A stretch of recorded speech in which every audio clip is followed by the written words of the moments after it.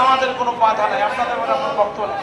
আরামাইশি করে রাজনীতির মধ্যে বিশৃঙ্খলা করতে আসবেন না, এইটা জনগণ বরদাস্ত করবে না। আমরা আজকে দেশনেত্রী বেগম খালেদা জিয়া 81তম জন্মদিন, 80তম জন্মবার্ষিকী উপলক্ষে বরিশাল মহানগর সহ সারা বাংলাদেশের জনগণের প্রতি আমরা শুভেচ্ছা এবং অভিনন্দন জানাচ্ছি। আল্লাহ রাব্বুল আলামিনের কাছে আমরা দোয়া করব, আল্লাহ রাব্বুল আলামিন যেন গণতন্ত্রের মা বিএনপি চেয়ারপারসন দেশনেত্রী বেগম খালেদা জিয়াকে সুস্থ রেখে দীর্ঘায়ু করেন। আর একটি দোয়া করব, মহানগর বিএনপি ঐক্যবদ্ধ আছি না বলেন? আমরা কি ঐক্যবদ্ধ থাকবো?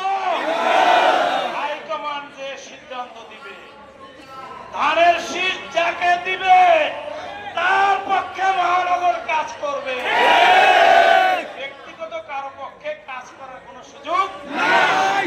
হাইকমান্ডের কাছে একটা শুধু অনুরোধ থাকবে, মনোনয়ন চাই, মনোনয়ন চাই, মনোনয়ন দিবে যারা জনগণের সাথে, কর্মীর সাথে মাঠে ছিল।